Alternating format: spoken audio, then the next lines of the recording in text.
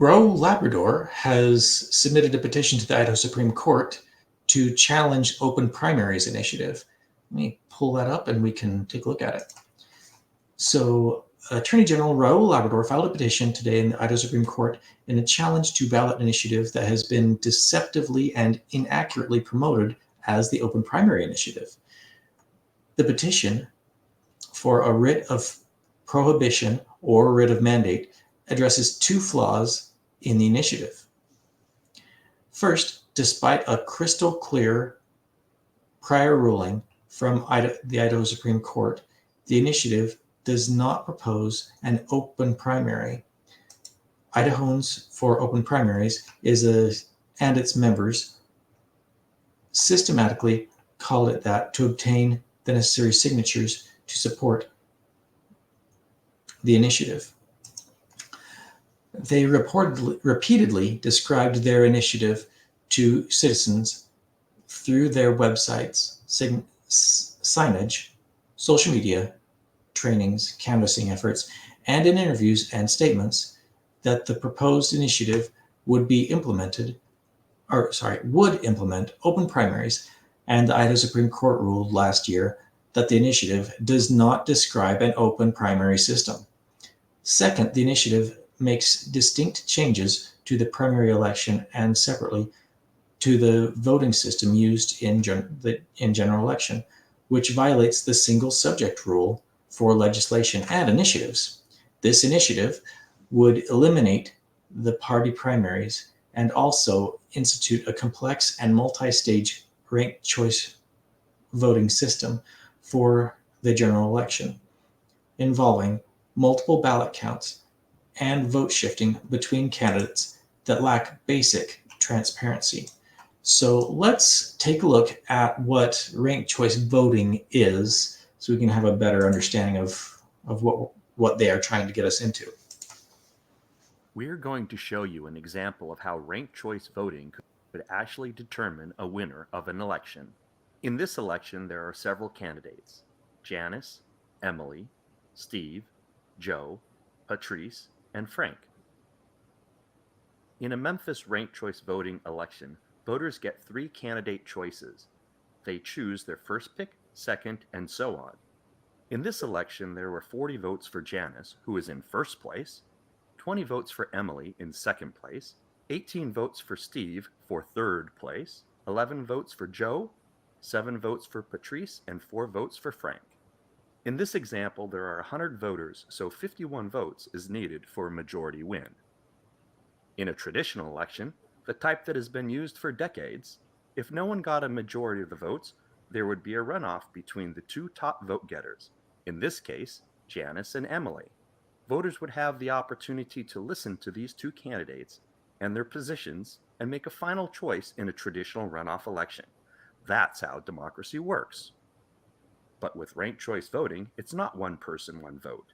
In this case, people have 3 votes to choose their first, second, and third place choices. With ranked choice voting, an algorithm is used to determine the winner. Since Frank has the lowest number of votes, he is eliminated, and his votes go to the voter's second place vote. After election officials do a recount, Janice gets these votes, so she now has 44 votes. After the recount, Patrice is in last place, so she is eliminated. Sorry, Patrice. Election officials now do a recount to move her votes to her supporter's second choice, Frank. But because Frank was already eliminated, they moved to the third choice, Steve. Adding these third place votes to Steve, he now has 25 votes. Election officials do another recount and find that Joe is in last place and is eliminated. Election officials looked to see what the second place votes were, and they were for Frank, who has already been eliminated. So they looked to the third place, and that would be Patrice, but she was also eliminated. So where do these votes go? Essentially, they get thrown out into the trash and not counted. These are called exhausted votes. The election officials do another recount and find Emily is in last place with 20 votes, and she is eliminated, and her second place votes go to Steve, so now he has 45 votes. Another recount shows Janice has the lowest number of votes and is eliminated, leaving Steve the winner in this ranked choice voting election. But how can that be? The winner needed 51 votes to get a majority, and Steve only got 45. He was third in the popular vote and would not have gone to the runoff in a traditional election. But with ranked choice voting, he won? And what about the 11 voters who had their ballots tossed in the trash and not counted? If you recall, the difference between Steve and Janice was just one vote.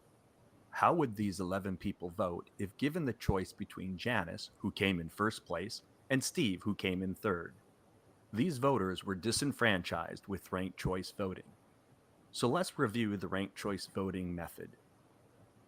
The third place candidate won after shuffling second and third place votes around. He would not have won in a traditional election that has been used for generations. He did not have a majority of the votes. More voters voted against him than for him. Those that insist ranked choice voting guarantees a majority winner are just wrong. It doesn't add up. So that is a primer? Yeah, I haven't used that word in a long time. A primer on ranked choice voting.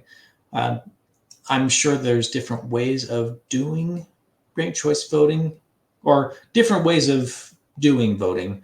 I'm not sure if there's a specifically different way of doing ranked choice voting, but I would prefer that you do a vote of everybody, and then maybe at that point the lowest person gets knocked off, and then you do a vote again. Next lowest person gets knocked off, and if you do that, then you don't have to worry about exhausted votes because everybody keeps being able to vote at that point. And that's a lot closer to the traditional route of a runoff, an instant runoff vote. Instant runoff or runoff. Anyway, the so-called primary initiative has nothing to do with open primaries, and thousands of Idahoans were misled into signing the petition by signature collectors who misrepresented the initiative.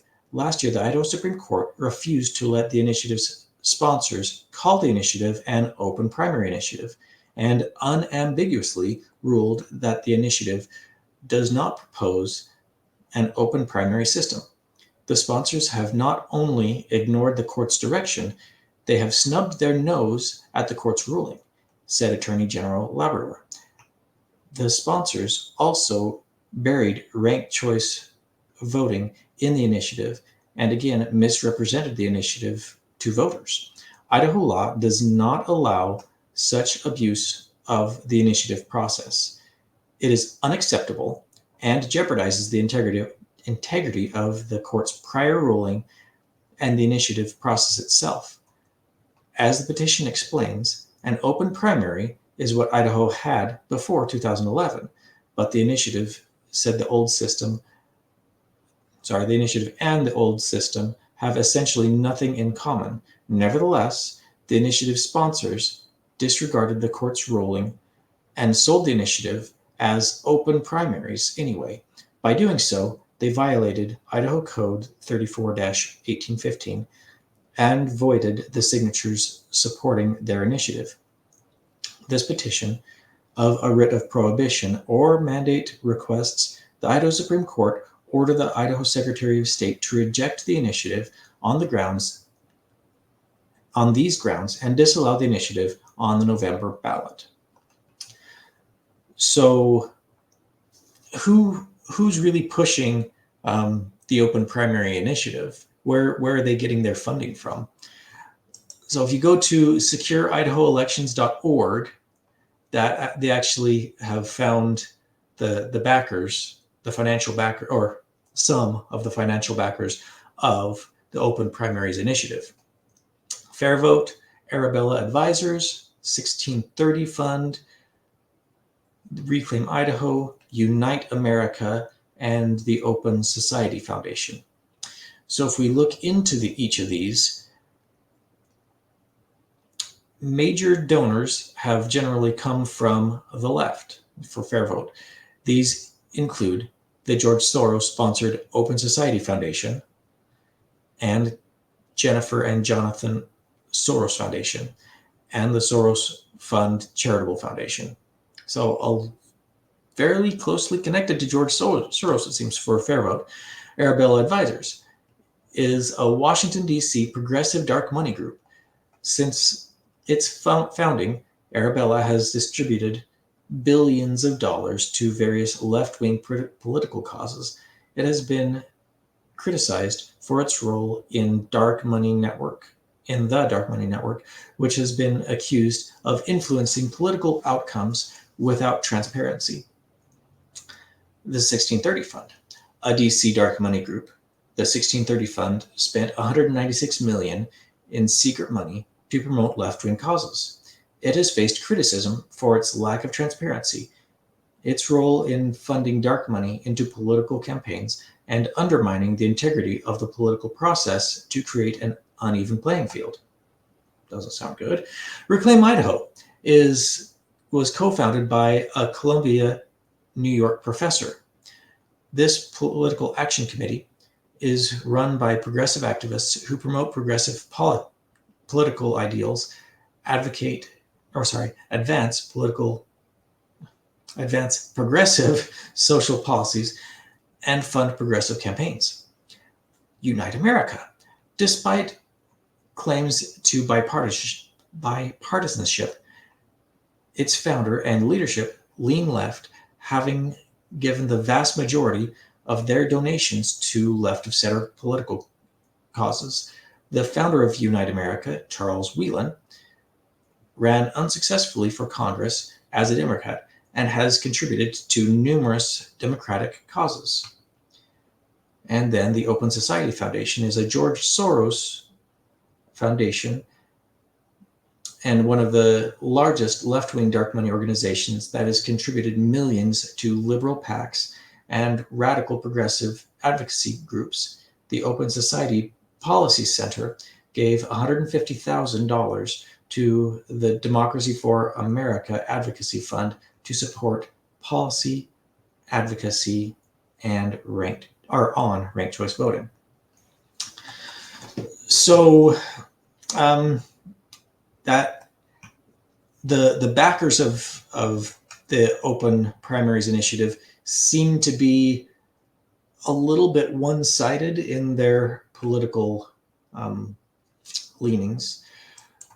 So the failures of ranked choice voting, again from Secure Idaho elections, ranked choice voting has created disastrous results for states, counties, and cities across the country. Let me go down here. In Alaska, a Republican state, the more popular Republican candidate lost to a Democrat. That's a bit concerning. In a state where over 60% of the voters vote Republican, the ranked choice algorithm selected Mary Peltola, a Democrat, as the newly elected congressional representative. Although Republican candidates initially garnered 60% of the vote, the Democrat emerged as the winner. That's a heck of a shift. Republican candidate Nick Begich was eliminated in the first round of ranked choice voting, despite being more broadly acceptable to the electorate than either of the other two candidates.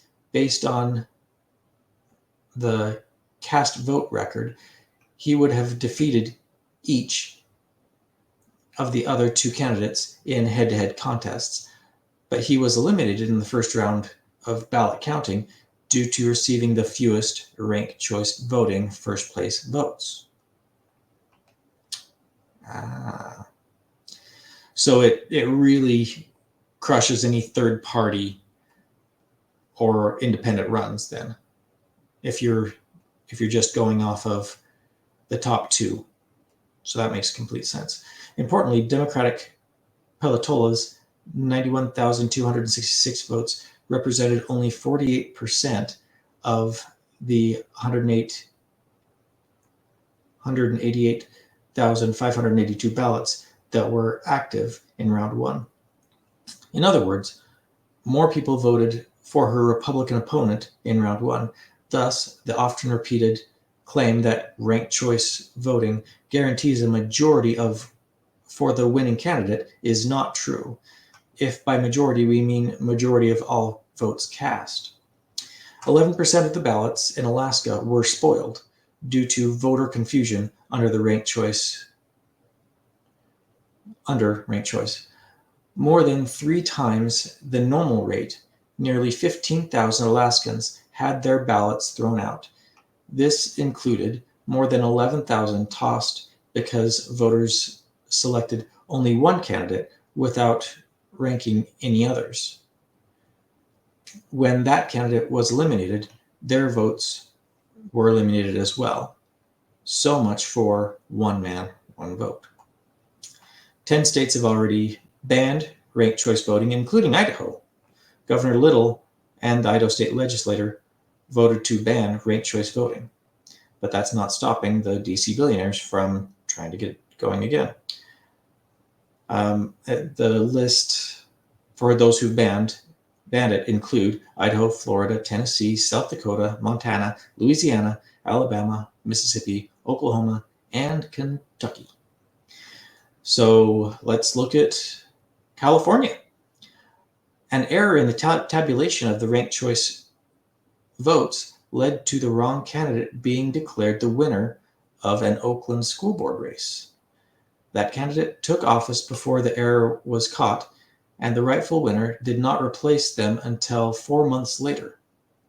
The error occurred when the register applied the wrong algorithm and to the counted ballot data. So really that really puts a lot of power into the registrar's hands. And if they put in the wrong algorithm, all of a sudden we don't know who is the rightful winner unless that error is caught. So that could really, really mess up the voting and trust in the election process. Maine's winners often won without a majority of votes. In Maine's 2nd Congressional District election, more than 8,000 ballots were thrown out or thrown in the trash. Bruce Poliquin, I hate these word names, dang it, received 46.33% of the vote ahead of Jared Golden's 45.58%.